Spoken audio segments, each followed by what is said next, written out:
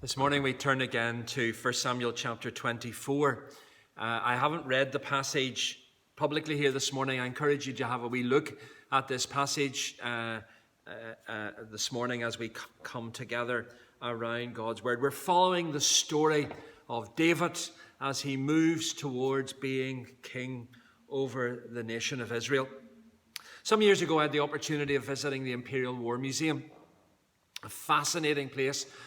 If only on occasions it has those new exhibitions which really just give us insight into some difficult and challenging times over the life of our country. And the one particular time that I was there, they had an exhibition of letters from sweethearts and from wives whose husbands and sweethearts went off to war. Some didn't return, sadly, and others who did. And these were letters that were precious during a very difficult time.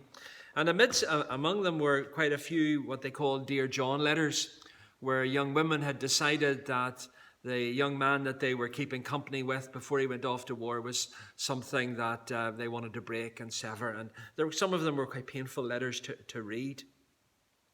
But there is a story that was told about a young man who was serving, and he was serving in Afghanistan at the time, and his girlfriend, who he had intended to marry, he was deeply in love with her, and they had been corresponding, and he had a lovely photograph of her, and he kept it everywhere he went. And she wrote to him and said, "Look, I'm sorry, I don't want to continue this relationship. Will you please send me back my photograph?"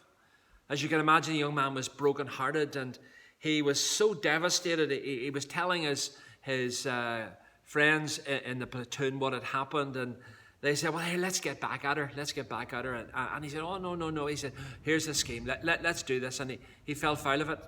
And what his platoon members did, they gathered up together all the photographs of their girlfriends and their wives, put them in a bundle along with hers, and he wrote a letter dictated by them, and he said, "Look, here are my photographs. I'm not sure who you are. I'm not sure what you look like, but take your pick of the photograph and send the rest back." Now, I probably haven't told that story as well as I read it, but the truth is he was getting revenge in a way that would hurt this young woman, how she had hurt him. And revenge is something that sometimes comes naturally to us. We all like to hit back because someone has hurt us or someone has let us down. But we are reminded this morning that God's people are not to live lives like that. That should not be the pattern of our lives. Rather, that we are, as the people of God, acknowledging that it is God who will work out his purposes and plans, even in situations where we've been hurt or disappointed or let down. And that's something of the lessons that I hope we'll learn this morning as we look into chapter 24. Now, I don't want to give you a history lesson, but I want you to run through chapter 24 with me. We read that Saul is continuing to be obsessed with jealousy over David. And as a consequence, he was searching him out. David was still on the run. And by this stage in chapter 24, he was living in an oasis called in the En-Gedi. And it was surrounded by rock formations and caves. And David and his army were living there, and Saul with his 3,000 men came searching for him. Now, the Bible is if nothing else, a very graphic book, because it's a book which brings us down to reality. And it says in their endeavors, Saul and his army were traveling, and Saul found himself in a situation where he needed to go to the loo. And so he came into a cave to relieve himself. And the Bible is very specific about that. But the cave he came into happened to be the cave where David and his men were resting and hiding from Saul. And as David's men saw Saul coming into the tent, they got at David and said, "Look, here is your perfect opportunity. Here is your perfect opportunity to take Saul, to kill him, and assume the throne of Israel." It seemed as everything was now being brought together so that David could move forward. You know, sometimes when men and those around us are pressing in on us and saying, this is a perfect opportunity, follow it, do it, there's a great pressure just to go with the crowd. But for David, this was probably the greatest moment when his character would be tested. He could have killed Saul, but that's not what he did.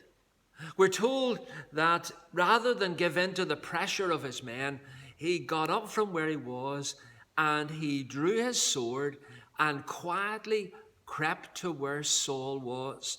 And he cut off a portion of Saul's cloak, his garment. And when he had done that, he returned to his men. But almost instantly, we're told, that David became troubled in his soul. And we see that in the passage where he explains to his men that his heart was heavy because he had put his hand to the Lord's anointed.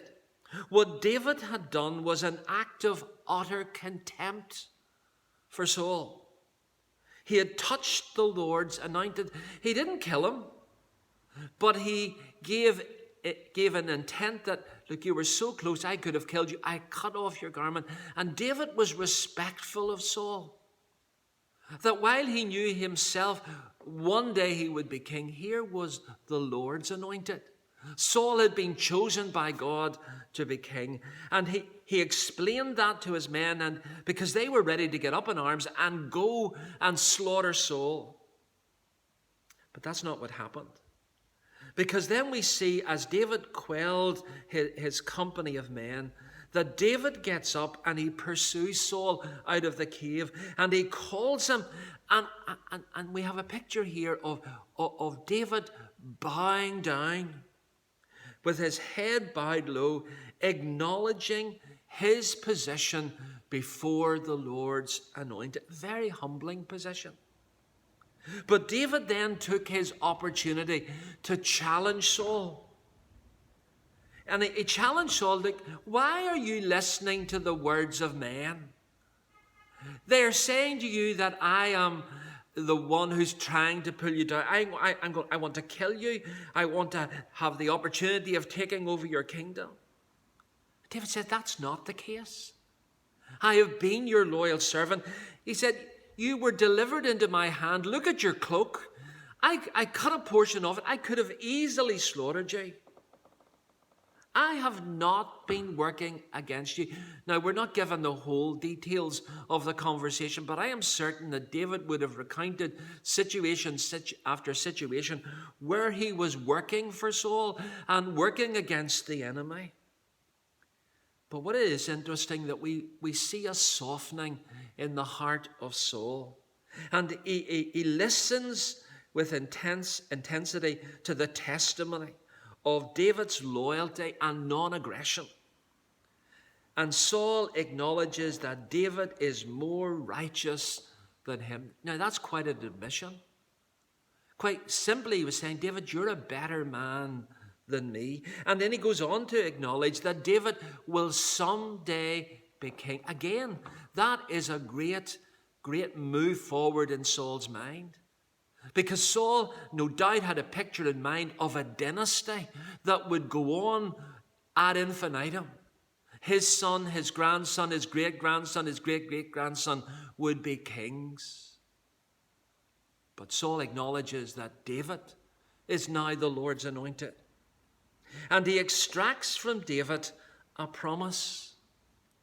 And he said to David, look, I want basically a favor from you.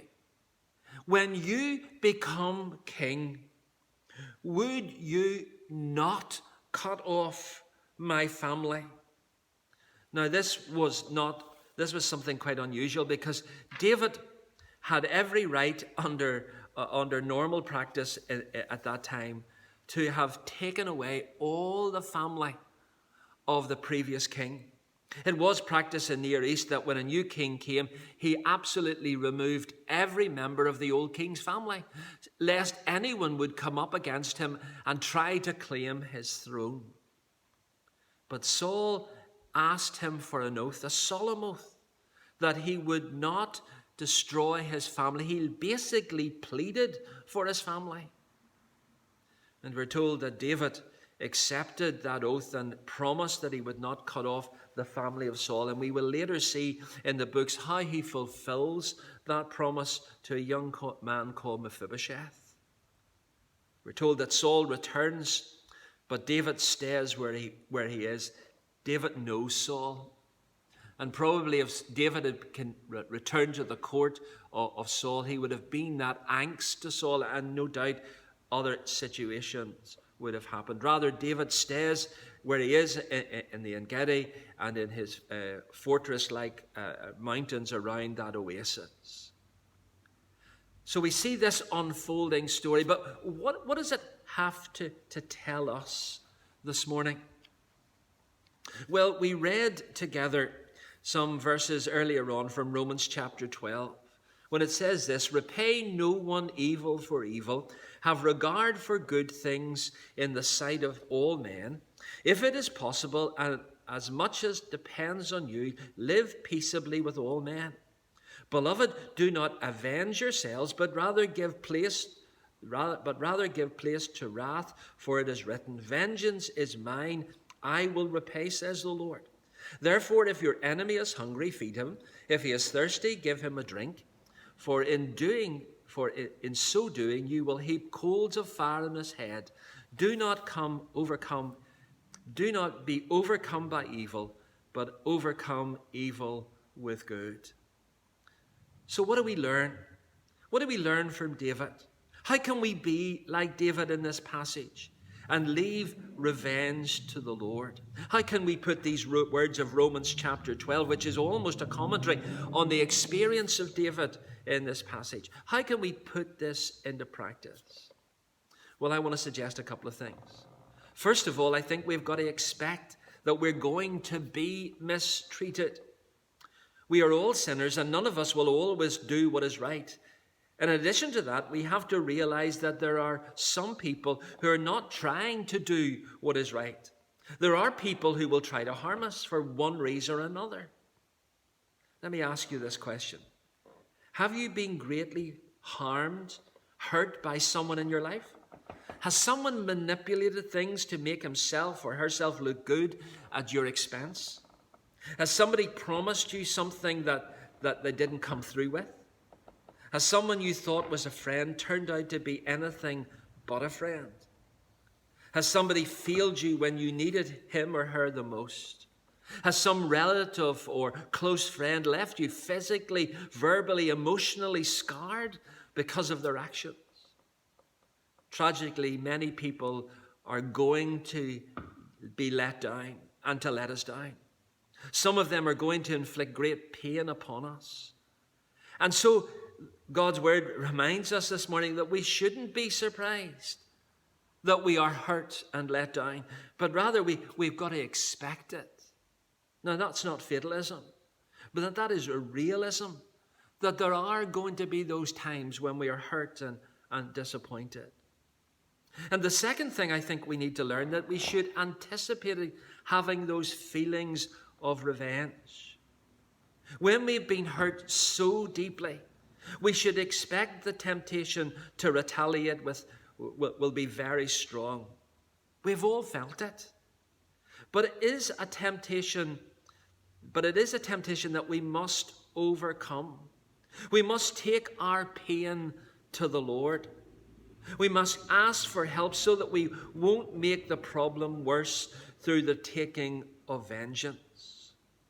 Because when we think about taking vengeance, when we seek vengeance, what we do is set up a cycle of evil, and there doesn't seem to be an end of it. We're seeing it in our society today. We see it with the ongoing violence in Palestine between Israel and the Palestinians. We've seen it here in Northern Ireland in sectarian violence over the years that doesn't really seem to ever settle down. And we've seen it in recent weeks with a number of murders between gangs in the Republic now working in Belfast. And it's an ongoing cycle. You do this, I'll do that to you. You've done that to me, I'll do that to you as well. And revenge has no more quenches the effect or the emotion that is overtaken our lives than salt water quenches our thirst. So we should anticipate the feelings of revenge and take those feelings to the Lord, and never more so than in the life of the church. Because when we harbor feelings of anger and revenge on those who are our brothers and sisters in Christ, the only people that are being hurt are ourselves. And it brings separation and pain to the fellowship of God's people. And the third thing that I want us to note is that we must leave the matter in the hands of God. Can we trust God to be the judge? Can we leave room for God's wrath and anger? Can we trust God to work all things out in his own times rather than take revenge? Have we patience to wait on the Lord? You know, Jesus gave us a mighty challenge of loving our enemies by treating them in loving and righteous ways. In so doing, we will overcome evil with good. In doing that, we will experience something far better than revenge. We will experience the peace of God. There is a lot to be said in quiet words, turn away anger. Our response and our reaction to those who do us harm or say things about us has a mighty impact for good and for God when we turn away anger with quiet words.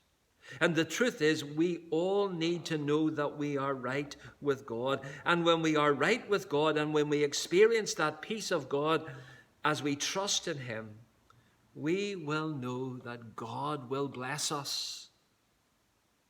Greater is he who stands with us than he who stands against us. 1 Peter chapter 2 says, "To this you were called, because Christ Jesus suffered for you, leaving you an example that you should follow in his steps. He committed no sin, and no deceit was found in his mouth. When they hurled their insults at him, he did not retaliate. When he suffered, he made no threats. Instead, he entrusted himself to him who judges justly." Jesus was insulted, beaten, abused, and put to death in an inhumane fashion.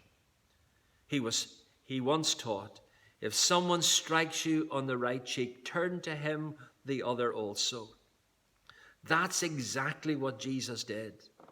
When Jesus was mistreated, he left retaliation and revenge into the hands of God. The wonderful message of the gospel is that because Jesus willingly went to the cross without retaliating the injustice done to him, our sins have been punished.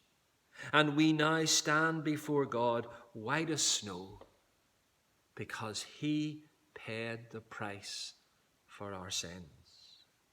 So this morning we are to leave all in the hands of God. When those who come up against us, we are to remember that it is the Lord who fights for us. It is the Lord who will hold account those who seek to pull us down and overcome us. We are to expect that we will be mistreated. We should anticipate feelings of revenge, but we must leave the matter in the hands of God. Let us pray. Gracious God and loving Heavenly Father, We thank you this morning for these minutes spent together around your word. We thank you again for the unfolding story of the life of your servant David. We thank you for the lessons that he is learning, and we see a maturing of this man who indeed had the heart for God, but yet he was still a man. He was affected and touched by all the feelings that we feel today. But we thank you that he leaves for us a great example to trust in you and to acknowledge your sovereignty in all things. Lord, may our lives turn away anger. May our words bring calm and peace. May our lives live constantly in the center of your love. And now may your grace, your mercy, and your peace be our blessing today and forevermore. Amen.